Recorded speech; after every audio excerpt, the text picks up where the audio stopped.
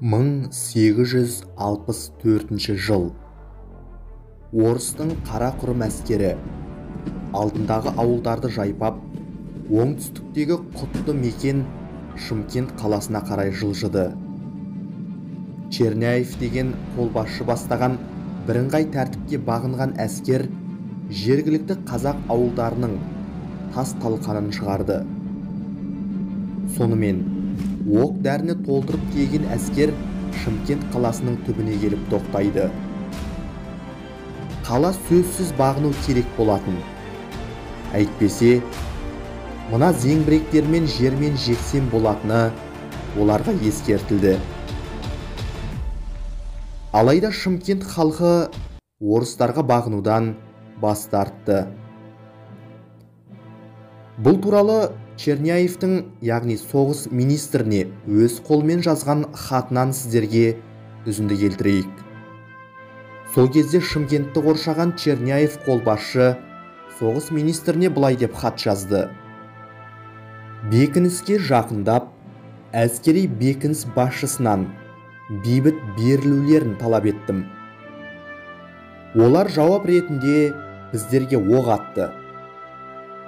Мен бекіністі зеңбірекпен атқылауға бұйрық бердім. 2000 қырғыз қайсақ сарбаздарын ұрысқа қостым. Өзіміздің орыс солдаттарын ұрысқа жібергенім жоқ. Бекіністі 7 күннен соң алдық. Қырғыз қайсақ сарбаздарынан 300-дей сарбаз аман қалды. Бекініс ішіндегі халық көп қырылған, санау мүмкін емес.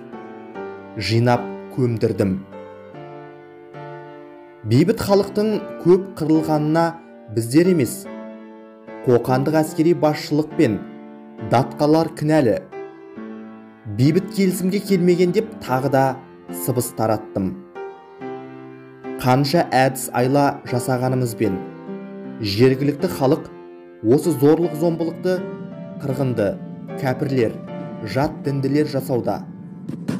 Бұлар мұсылмандардың қас жауы деп түсінеді. Бізге сенбейді.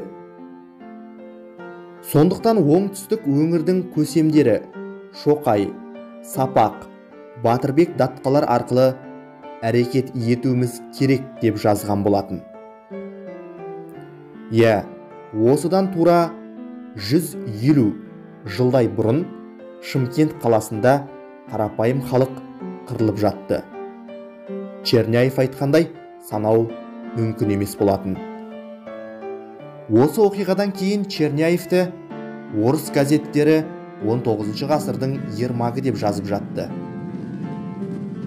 Бұл Мәскеудің кезінде Тоқтамыс пен Бату хандардан ер едігеден алған кегі сияқты көрінді. Тарихқа қарайтын болсақ, 1238 жылы Алтын Орданың билеушісі Бату хан Мәскеуді тізерлетсе, 1382 жылы Тоқтамыс хан Мәскеуді өртеп жіберді. Ал 1571 жылы Қырымның ханы Дәулеткерей Иван Грозныйды қуып шығып, қаланың күлін көкке ұшырды. Мұны Черняев та, соғыс министрде, бүкіл Мәскеудің билеушілері ешқашан ұмытқан жоқ. Тарихқа сәл шегініс жасайық. 1571 жыл. Осы кезге дейін оңтүстік орыс далаларын тонаумен шектелген қырымдықтар Мәскеудің қиын жағдайда қалғанын көрді.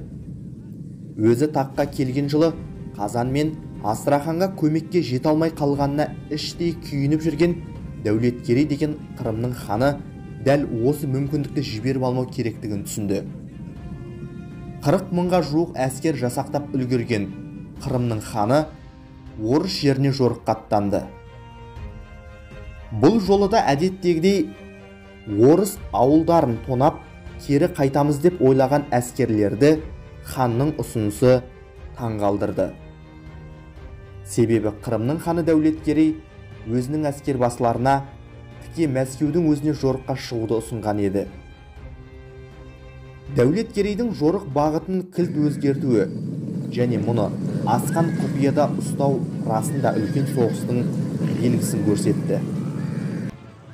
Құдияр есімді адам Қырым әскерін ешқандай шығынсыз орыс халқының жүрегі саналатын Мәскеу қаласына ертіп әкелді.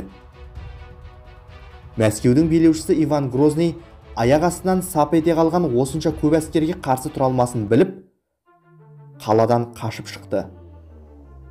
Дәулеткерей тура патша сарайын өртеуге бұйрық берді.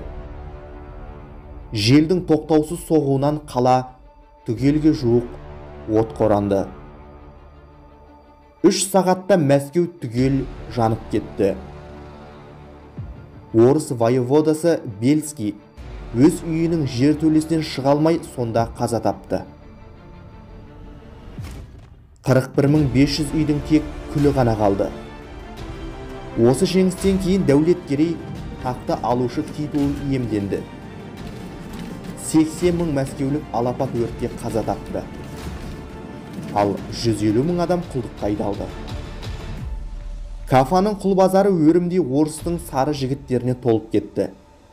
Олар сол жерден ми қайнаған шығыс елдеріне құлдыққа сатылды. Қаланы армансыз тонаған Дәулеткерей өз даласына қайтып оралды. Еліне оралған хан Иван Грознийға былай деп хат жазды. Мен Қазан мен Астрахан үшін бәрін өртеймін. Алланың құдіретіне үміт артып, бар байлығыңды күлге айналдырам. Мен Мәскеуге келіп, оны өртеп күлге айналдырдым. Сенің тәжіңді, сосын басыңды алғың келді. Бірақ сен маған қарсы келе алмадың. Сөйте тұра, Мәскеу патшасымын деп мақтанасың деп жазған болатын.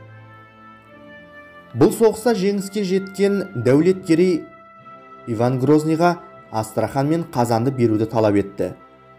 Ал бұған жауап ретінде Иван, егер Дәулеткерей орыс жеріне жорықтарын тоқтататын болса, Астраханды беруге болар еді деген өзінің сәлемдемесін жібереді. Бірақ келер жылғы жорық қырымдықтар үшін жақсылыққа келмеді және бұл Иван Грознийді Астраханды беру ойынан қайтарды. Шашылып жатқан өліктерді жинау үшін 2 айдан астам уақыт кеткен осынау алапат қырғыннан Иван Грозный зәресі кетіп қалтыраған болатын. Сондықтан тарихымызды айтқанда кеңестік кезден қалған жалған тарихты түзетіп, оның ақиқатын айта білуіміз керек. Біз сіздерге осындай тарихи деректерді келтірдік, себебі біздің тарихымыз адам сенгісіз бұрмалауға ұшырап келді. Ұлтымыздың өткен тарихында біз ұялатында ештеңе жоқ. Осыны түсінетін кез жетті. Ал бұл видеоны Шаханов ағамыздың 2 қатар өлең жолдарымен аяқтағанды жөн көрдік. Мұхтар Шаханов былай дейді: қара тастар жиылып кеп, қара тауға айналар, өз тарихын ұмытқандар тауды көріп ойланар.